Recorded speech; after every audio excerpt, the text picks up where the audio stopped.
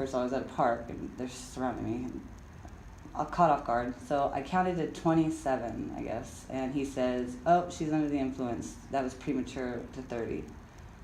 And I was like, oh, you crazy. So he then put me in handcuffs and said, you're being arrested for felony firearms possession under the influence. And I said, how is that? I have a gun. It's registered to me in a safe, but in my car down like 500 feet away. And he says, well, that's the charge. And I said, how does that even work?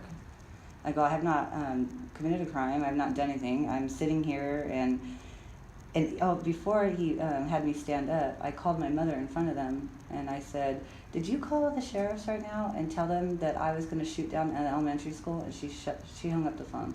And I told the sheriff, there's your answer right there.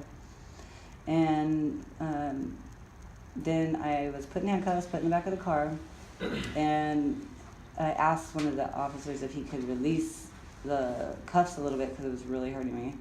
And one officer said, oh, she has plenty of room. And I said, I'm not resisting. I am not trying to fight this at all. Just release it a little bit. It hurts.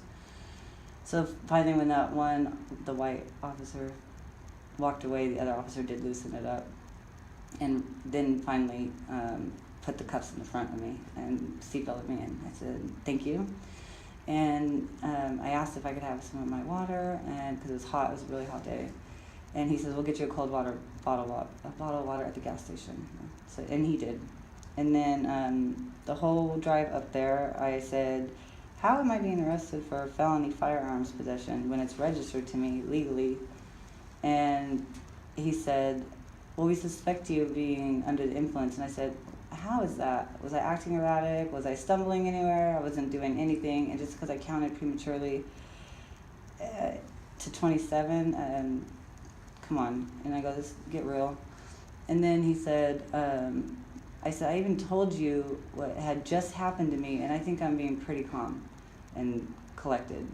And they ignored me. And then they took me up to the West Valley, and I let them draw my blood, even though I didn't consent to that either. And I asked why is he cleaning my arm with alcohol and then doing that? First of all, I should just use saline. But I didn't complain or make it a difficult situation. Actually, it was like a light situation in there. It was, I was joking around with the tech and the officer. I said, make sure you're writing in this report that I was being cooperative because I'm not a bad person. And then I was booked. I was held in there probably for 5 hours or maybe longer. I don't know. You don't get to see the time. And then next thing you know, I'm getting orange turnouts and my stuff to go to jail, and I couldn't believe it. Then as I'm already entering into my cell, the officer, I never got his name, but he's the younger one out of all of them.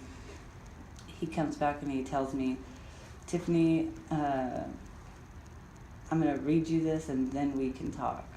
And I said, what do you mean? We've been talking this whole time. And he then pulled out a wallet and his orange card. And I said, are you reading me my Miranda rights? I go, too late, buddy. Nice try. We've already been talking, but it is what it is. And then he says, we found out you tested positive, and if you want to get a lighter sentence, then you should confess now. And I said, well, if you already have a positive test, then why are you here? Like, why? If it's already positive, then there's no need to even talk to me, right?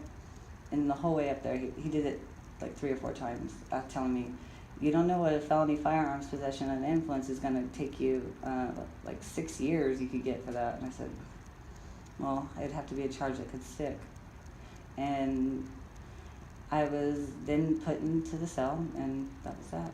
And then I asked them, I said, I have hearing for the children. You know, I told you that they were just taking the court papers or were in my car, and now I'm going to miss the trial for the kids.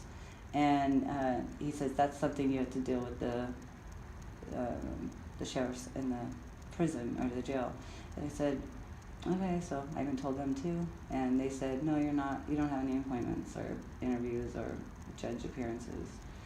And then I saw a judge on the 31st, and it was OR'd and pretrial, found innocent, and restricting and under PC 1386. All right, let me ask you something, because I'm gonna go back a little bit. So when you left the hotel room, you called your mom. You never made any indications that you were gonna hurt yourself No, or anything No. like that. no, Okay, where would she get that idea? because she is trying to cover her tracks. She's the one that's been calling CPS on the children. She called in. I even went to the DA and I told them about this. I've had before this 20 other sheriff's visits. And I tried to tell them that, and they're blatant harassment. You could see it in the reports. And I had asked the sheriffs, doesn't this look like harassment to you yet? And they said no. So when I read one of the reports and it says from the RRP that I am a mother with 7 or 8 children and they are all mixed races and all have different dads, that's not harassment. That doesn't look like harassment. And the officers still continue to come for welfare checks for Well, things like just no to shoes. just to kind of clarify that, as far as the CFS, like if Hmm. Different Child dads. Protective, well, I'm not talking about that. I'm Mhm. talking about Child Protective Services. Mhm. If they get a phone call that says, Your officer. hey, there's something, well, that's not only my officers. I read the report. Right. No, but Well, no, these are hold on a reports were to second. the No, no, sheriffs. wait, These hold are all on. sheriff's reports. I understand that, but not all of them work here, or, you know what I mean? These might be other agencies or other divisions or They were of the My sheriff's department. brother's friend across The the sheriff's street. department we have 27 divisions. I understand Okay, that. we don't only have Chino Hill Station. We've got a lot of different divisions, I understand. okay? But what I'm trying to say is that if the Child Protective Services is contacted and there's a claim made or an allegation made, then we have to take every allegation The seriously. CPS wasn't contacted till like the very end. So I'm talking about from February until July. I had visits from sheriffs Okay. and Where were you living at that time? 17928 Via Casitas with my mother. Okay. Do you pay rent there? No, but I stay there. It's my family home. Okay. You get mail there and all that kind of Mhm. stuff? Mhm. My property's still there. Okay.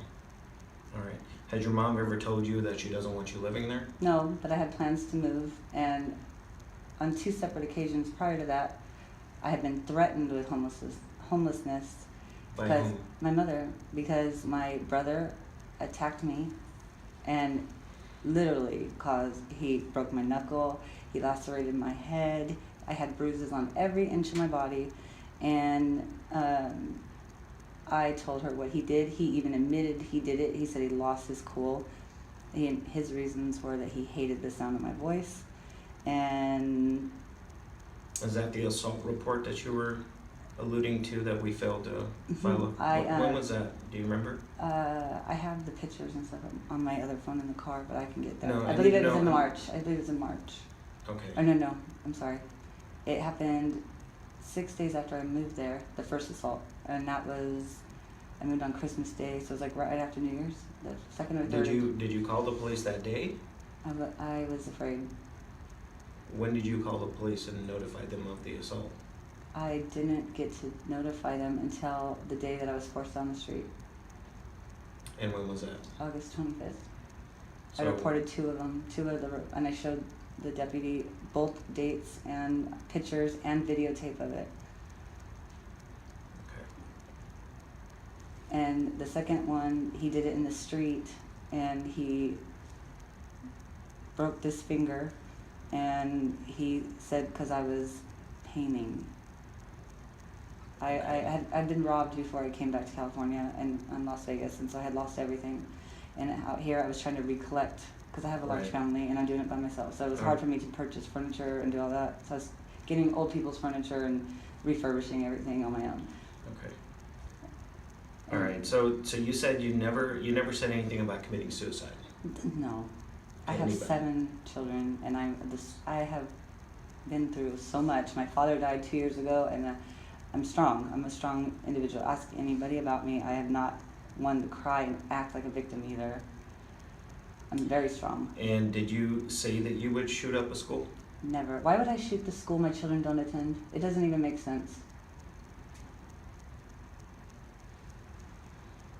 And then they said on the report that they thought I was going to shoot the high school. Then why, after they went to the high school,